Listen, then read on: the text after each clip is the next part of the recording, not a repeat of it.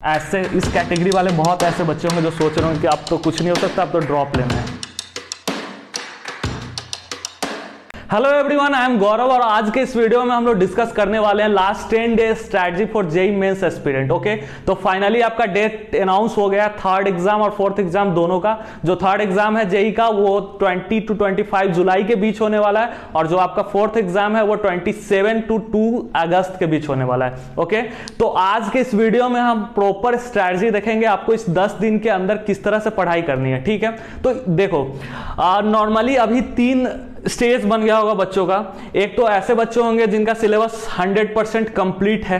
ठीक है, एक ऐसे बच्चे होंगे जिनका सिलेबस 70% प्लस कंप्लीट है और एक ऐसे बच्चे होंगे जो इनका सिलेबस 50% या फिर उससे भी कम कंप्लीट है। ओके, और दूसरी बात ये बतानी है आपको कि देखो इस तरह से भी कैटेगरी डिसाइड कर सकते हैं कि 98 to 100 परसेंटाइल लाने वाले भी कुछ बच्चे होंगे जो सोच रहे हैं 98 to 100 परसेंटाइल लाना है मेरे को। कुछ ऐसे बच्चे होंगे जो सोच रहे हैं 95 to 98 परसेंटाइल लाएं। कुछ ऐसे बच्चे होंगे जो सोच रहे होंगे कि कट ऑफ बस क्लियर हो जाए मेरा इस साल, और वो मैं भी सोच रहा हूँ कि ड्रॉप ले या फिर जेईई एडवांस के प्रिपरेशन करे। ओके, तो देखो 98 to 100 परसेंटाइल का मतलब होता है 160 मार्क्स प्लस। 160 मार्क्स से ज्यादा आपका होना चाहिए तब जाके आपका 98 to 100 परसेंटाइल के बीच आएगा। ठीक है, फिर 95 to 98 के लिए 120 प्लस मार्क्स आना चाहिए। ठीक है, 300 में कट ऑफ क्लियर करने के लिए तो कट ऑफ मार्क्स जो भी हो 90 100 जो भी हो। ओके, तो देखो यहाँ पे जो 3 कैटेगरी है तो एक एक करके तीनों कैटेगरी के बारे में हम लोग डिस्कस करते हैं। सबसे पहले 100% जिनका सिलेबस कंप्लीट हो गया उसके बारे में डिस्कस करेंगे, फिर हम लोग 50% वाले के भी का डिस्कस करेंगे, तब जाके 70% वालों के लिए डिस्कस करेंगे। ओके, तो सबसे पहले 100% वालों के लिए डिस्कस करते हैं। तो उनको क्या स्ट्रैटेजी इन 10 दिन के बीच में क्या स्ट्रैटेजी लेके चलना चाहिए। ठीक है, सबसे पहले revise your notes at least 1 time. ठीक है, अब तो उनका सिलेबस 100% कंप्लीट है और वो फोकस्ड है कि मे बी 100 परसेंटाइल आ जाए। ठीक है, तो वो उनको करना क्या है कि कम से कम एक बार जो भी उनका नोट्स है तीनों सब्जेक्ट्स के नोट्स को एक बार देख लेना है। ठीक है, ज्यादा टाइम तो रह नहीं गया, आप एक बार से ज्यादा कर भी नहीं सकते, तो आप कम से कम एक बार नोट्स को पढ़ लो। ठीक है, सेकेंड पॉइंट है कि मॉक टेस्ट। मॉक टेस्ट तो आप दे ही रहोगे। ठीक है, आपको ज्यादा मॉक टेस्ट देने का जरूरत नहीं है। 7-8 मॉक टेस्ट आपको जब एग्जाम से पहले 7-8 मॉक टेस्ट कम से कम आप दे दो। ठीक है, कम से कम 7-8 मॉक टेस्ट, उससे ज्यादा देने की जरूरत नहीं है आपको। ठीक है, फिर थर्ड पॉइंट ये है मेंटली प्रिपेयर फॉर एग्जाम। ठीक है, अब तो आपका प्रिपरेशन लगभग हो चुका होगा, तो आपको मेंटली प्रिपेयर होना है। मेंटली प्रिपेयर कहने का मतलब क्या है कि आपको इधर उधर डिस्ट्रैक्ट नहीं होना है, अपने दोस्तों से सलाह कम लो, भूल जाओ ये 10 दिन कि मेरा कोई फ्रेंड भी है। ठीक है, दोस्त से सलाह लेने पे वो आपको कुछ भी एडवाइस दे सकते हैं और आप डिस्ट्रैक्ट हो सकते हो। ठीक है, तो आपको अपने फ्रेंड से सलाह नहीं लेना है और मेंटली प्रिपेयर सिर्फ एग्जाम के लिए होना है, फोकस्ड आपको सिर्फ एग्जाम के लिए होना है। ओके, फिर आपका फोर्थ पॉइंट है बॉडी क्लॉक मेंटेन।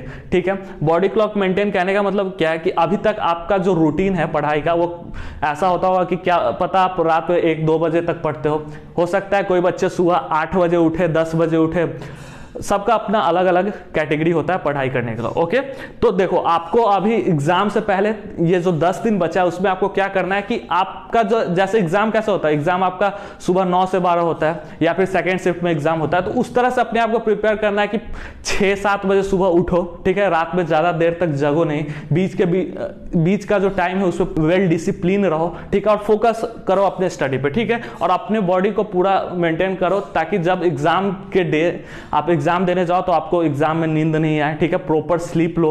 ठीक है, अच्छे से सो और फिर जाके एग्जाम दो।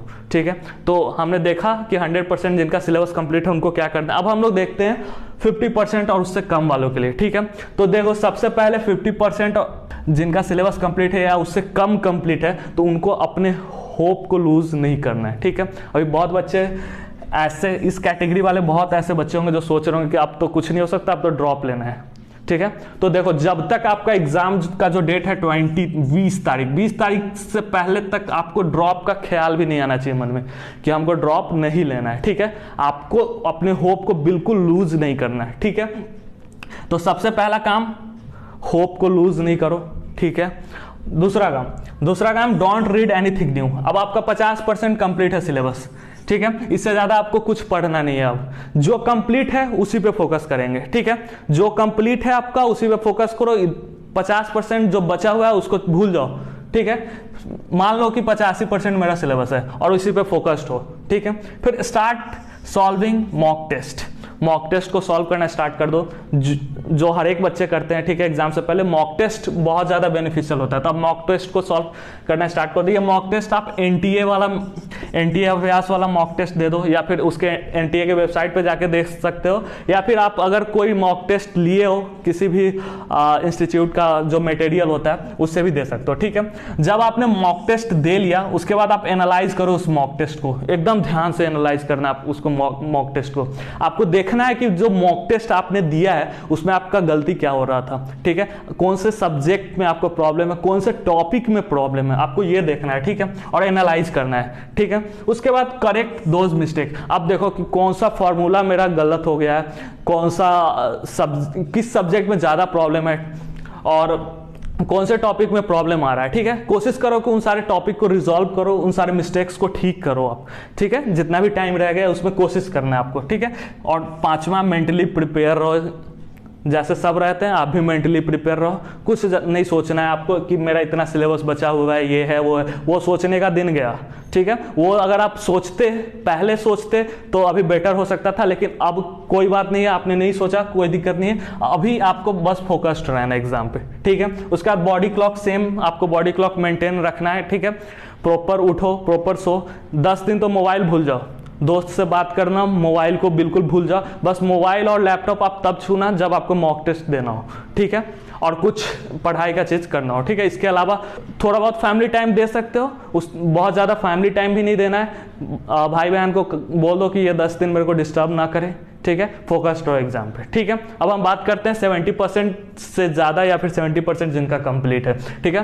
फर्स्ट पॉइंट है don't go for completion of syllabus, ठीक है। इनको भी यही सलाह दे रहा हूं कि जो आपका 30% सिलेबस रह गया है, लिव इट, इसको छोड़ दो, ठीक है। जो आपका जो 70% सिलेबस कंप्लीट है बस उसी पे फोकस करो, ठीक है।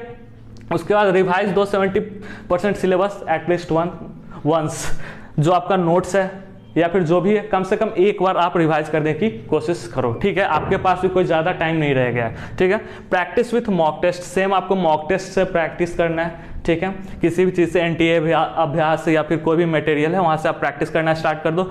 Don't think more about left syllabus. जो आपका 30% सिलेबस रह गया वो तो मैं कह दिया कि आप इसको भूल ही जाओ, ठीक है। इसके बारे में ज़्यादा नहीं सोचना है, ठीक है। आप जो 70%, देखो 70% अगर आप अच्छे तरीके से कर लेते हो तो आपका 100% 120 मार्क्स प्लस आएगा, ठीक है। 120 प्लस मार्क्स आप गेन कर पाओगे, ठीक है। और आप तो 100% कंप्लीशन वाले तो फोकस्ड रहो कि वो 160 प्लस ला रहे हैं, ठीक है। 99-100 परसेंटाइल तक ला रहे हैं, ठीक है। और उसके बाद जो आपका रह गया मेंटली प्रिपेयर हो एग्जाम के लिए, मेंटली प्रिपेयर हो, बॉडी क्लॉक मेंटेन भी करो, ठीक है। तो ये सारी बातें हैं। 100% कंप्लीशन, 70% कंप्लीशन और जिनका 50% कंप्लीट हुआ है, ठीक है। अब देखो नेक्स्ट वीडियो है जो आपका क्या टाइम टेबल रहना चाहिए, इन 10 दिन के अंदर आपका क्या टाइम टेबल होना चाहिए, वो मैं जस्ट नेक्स्ट वीडियो वही है, ठीक है। और 2-3 दिनों के अंदर फिजिक्स को किस तरह से 10 दिन के अंदर पढ़ना है, केमिस्ट्री को किस तरह से पढ़ना है और मैथ्स को किस तरह से पढ़ना है, 2-3 दिन के अंदर सारी वीडियोस अपलोड हो जाएंगी आपके एग्जाम से, जेईई एग्जाम से पहले। तो आप जरूर उसको देखो, ठीक है। तो आई होप आपको अच्छा लगा हो वीडियो। फॉलो करो, शेयर करो अपने फ्रेंड्स को। Thank you.